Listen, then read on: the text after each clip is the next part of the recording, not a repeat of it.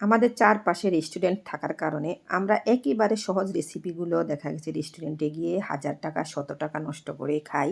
তো আজ খুব সাধারণ একেবারে সহজ একটা রেসিপি আপনাদের সাথে শেয়ার করব। আসসালামু আলাইকুম। নিয়ে নিলাম এখানে একটা পরিষ্কার পাত্র, ১ কাপ পরিমাণ ময়দা, পরিমাণ মতো লবণ, ১ চামচ চিনি, ২ টেবিল চামচ তেল। আমি সুন্দর করে এখানে এখন ময়দাটা সুন্দর করে মিক্স করে নিব।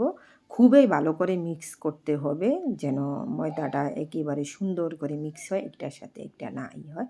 তো আমি এখানে দিয়ে দিলাম অল্প, অল্প করে পানি, একবারে নরমাল পানি, কোনো গরম পানি দেওয়া লাগবে না। পানিটা একবারে দেওয়া যাবে না, সামান্য অল্প, অল্প করে পানিটা দিতে হবে আর ডোটা তৈরি করে নিতে হবে।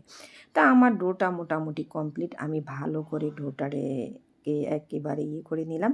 তো আমি এখানে ১০ থেকে ১৫ মিনিটের জন্য রেখে দিব তোয়ালিয়া দিয়ে পেঁচিয়ে। তো এখন আমার যে কাজটা আমি করলাম দেখেন এখানে ১৫ মিনিট রাখার পর একেবারে সফট হয়ে গেছে। তো আমি এখানে একটা রুটি বানিয়ে নিব। তো আমি আজকে রেসিপিটা আমার হলো মোগলাই।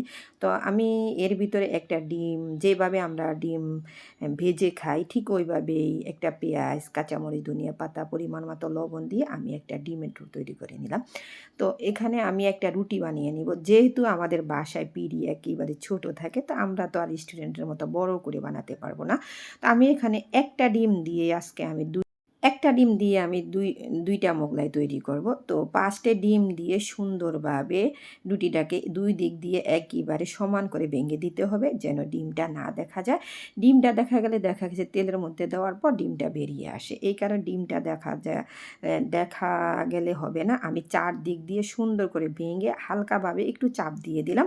এখন আমি দিয়ে দিলাম তেলের মধ্যে। দেখতে পারছেন সুন্দর করে একেবারেও এপিঠ ওপিঠ উল্টে পাল্টে দিয়ে সুন্দর করে ভেজে নিব। আর উপরের ইয়েটা অনেক সুন্দরভাবে ফুলে গেছে। ময়দা দিয়েও আপনি চাইলে বানাতে পারেন বা আপনি চাইলে আটা দিয়েও বানাতে পারেন। ময়দাটা খেতে আমার কাছে মনে হয় একটু ভালো লাগে। তো আমি আরেকটা একইভাবে ফার্স্ট যেভাবে বানিয়ে নিলাম চিকেনটাও আমি একইভাবে বানাবো মোগলাই। তো এখানে আসলে একেবারে সহজ। একটা ডিম দিয়ে আমরা চাইলে সন্ধ্যায় খুব সুন্দর এভাবে একটা নাস্তা তৈরি করতে পারি। বাচ্চা এবং ছোট বড় সবাই এই নাস্তাটা আমি মনে করি পছন্দ করে, কারণ ডিম খায় না এমন কেউ নাই। আর আটা রুটিও সবাই অনেক পছন্দ করে।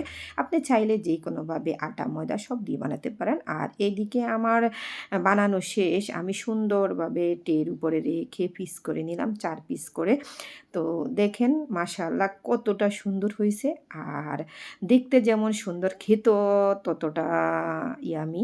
তো আর তার সাথে যদি একটু চর্স হয় টমেটোর, তাহলে তো আর কোনো কথাই নাই। একেবারে নরম, একেবারে সফট হইছে। পরবর্তী ভিডিওটি দেখতে অবশ্যই পাশে থাকবেন। আল্লাহ হাফেজ। ভালো